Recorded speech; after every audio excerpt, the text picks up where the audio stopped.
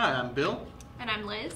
And today we're going to talk about more of the hobby side of astronomy. And since Liz and I are both a little bit more comfortable with the science side, we've decided to bring in a certified expert on the subject. So this is Astronomy Senior Editor, Michael Bakich.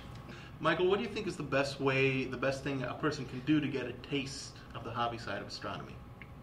In my experience, the best thing somebody can do who's just starting out and wants to become an amateur astronomer is to visit your local astronomy club. Astronomy clubs are all over the country. Certainly the big cities have sometimes 2, maybe even 3 of them.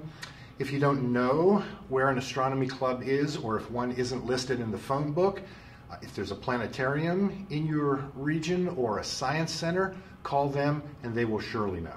I think that the camaraderie with other like-minded individuals, the exposure to equipment, the ability to get out under the stars with other people, all are just wonderful opportunities.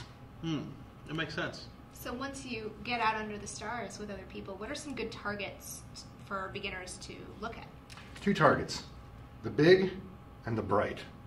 Okay? The big is, in the grand scheme of things, the constellations. Okay, so kind of start to learn the sky as a map. Maybe even just one constellation per season. In the summer, maybe Scorpius.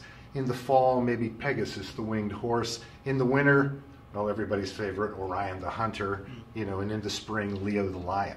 So that's the big picture. And then the bright, I suggest starting out with things that you can see even if your observatory is in your backyard near Chicago, and that is the moon, the planets, and double stars.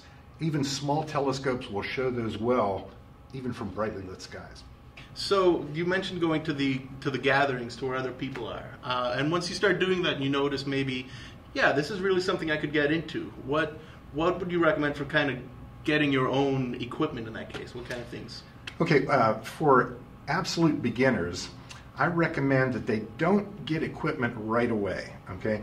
But visit a star party hosted by an astronomy club, people, or maybe a science center is doing one, or a planetarium, where you can try out other equipment before you decide to buy it. I mean, you wouldn't buy a new car without test driving it. And so you mentioned, what kind of telescope and seeing everybody else's equipment. Would you say maybe binoculars is a good way to start out too? Binoculars might disappoint some people who want, higher powered views. But binoculars are valuable for, let's say if you're going out and you're going to observe a meteor shower. Okay, and you're in your recliner, and you've got your blanket on, and you're looking up at the sky and you're watching shooting stars, and one of them leaves a smoke trail. Well, if you have your handy binoculars nearby, you can study the smoke trail in more detail. You can also show other people the moon, or if a planet is near the moon, binoculars are great to frame those, or eclipses. So binoculars are valuable, but they can't replace a telescope. And Michael, I see you're even sporting a tie that fits in with this theme. Michael's ties are epic around the office, and this one is no exception. So we can learn a little bit more just by studying your wardrobe. Yeah. Right. How nice. So what are some do's and don'ts about getting into the observing? One of the most important do's is when you're out and with other amateur astronomers, do ask questions. Whenever you walk up and start to use a telescope, the first thing you want to do to get the most out of your experience is focus. When I've conducted star observing sessions and people have come up, I always tell them, make sure you focus, and here's how. Now, if you don't know how to focus a telescope, the best thing to do is ask. So what about bringing pets to a star party? Could I bring the carrot dog with me? Probably wouldn't be a good idea to a public star party. But, if you're going out with a group of friends, feel free. If you want to bring along a snack or some kind of food for that, is that kind of an appropriate activity for this? Absolutely. Eating small snacks throughout the night will help keep you awake. Coffee is good. Warm drinks in the winter, cool drinks in the summer. The only thing, and I know this is going to sound like I'm trying to kill somebody's buzz, but the only thing you don't want to do when you're observing is alcohol. And that's because alcohol really has a dramatic effect on your night vision. It actually decreases the faintness of the stars that you can see by about 6 times. So a big effect, that can. Yes, Wow. really big effect.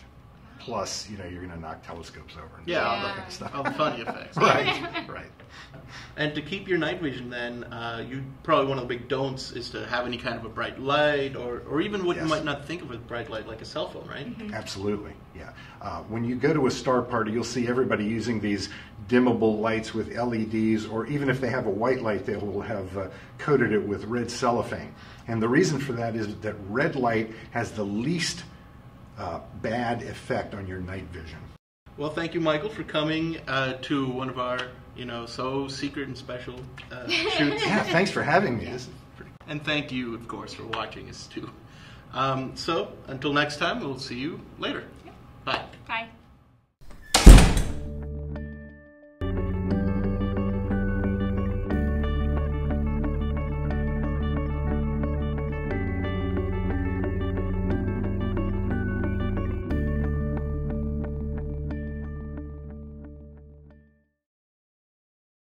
No, you did great. Well, it was us. I Yeah, was like, you did really good. I was like, we're done, right? Are we done? Just remember, I usually do solo videos. Yeah. I really don't care how this turns out.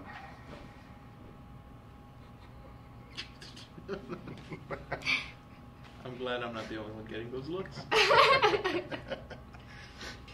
Awesome. Thank you, Michael, That's for joining us. For now. Oh, For now. I'm sorry. That's okay. You can put your hair back in front. It's We okay. might want to do that again because I I would thought agree. we were off Yeah. camera. Yeah, No, we're gonna. we Thanks. could do it in French. No, I don't know French. Entre les vues, ce ne peut pas. Adios. That's not French. I know. That's the only other Fair, yeah. language I know remotely. So, Michael, how was your experience being in a Cosmic Adventure episode? It was awesome. Oh. Okay. All right. Awesome. Thanks, Michael. Here, Yeah. Yeah. I'll make sure to bake you some cookies.